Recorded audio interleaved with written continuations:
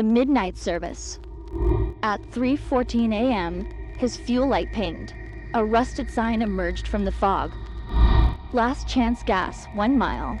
The station was a relic of the 1950s, a skeletal structure of peeling white paint and humming fluorescent tubes. Elias pulled up to the lone pump. An old man sat in a rocking chair on the porch, his face obscured by the shadow of a sweat-stained John Deere hat. "Crops are high this year," the man croaked, not looking up.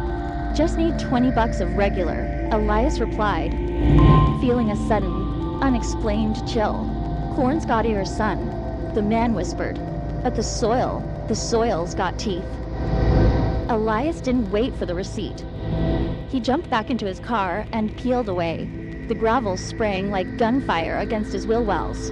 The row that never ends. 5 miles down the road, the engine coughed. Then it died. The silence that followed was absolute. No crickets, no wind, just the towering walls of corn on either side of the narrow two-lane blacktop. They stood 10 feet tall, their jagged leaves clicking together like sharpened knives. He stepped out, the air smelling of damp earth and something metallic, like old pennies. He checked his phone. No service.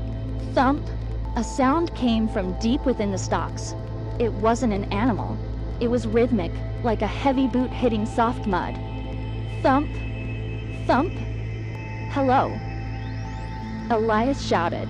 His voice was swallowed instantly by the green labyrinth. From the darkness of the front row, a hand reached out. It wasn't made of flesh. It was woven from dried husks and silk, the fingers long and spindly. It gripped the asphalt, pulling a body forward, a scarecrow thing with a face of stitched burlap and eyes that glowed with the pale, sickly light of a dying moon. The harvest.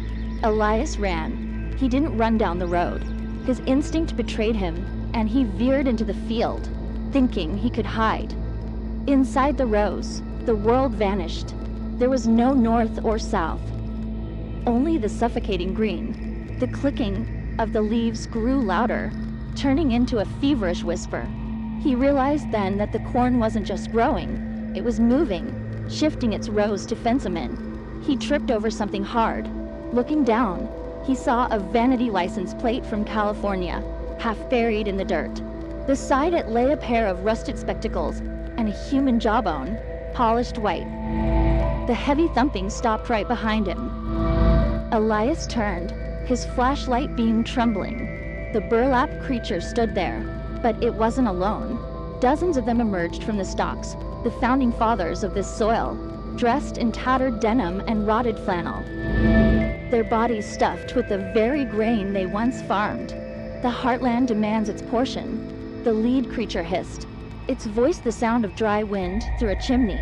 As the husked hands reached for him, Elias looked up one last time. Above the endless, hungry rows of the American dream, the stars offered no light, only the vast, cold indifference of the plains. Would you like me to write a sequel to this story? Or perhaps pivot to a horror story set in a different American location, like a haunted bayou or a desolate Appalachian trail?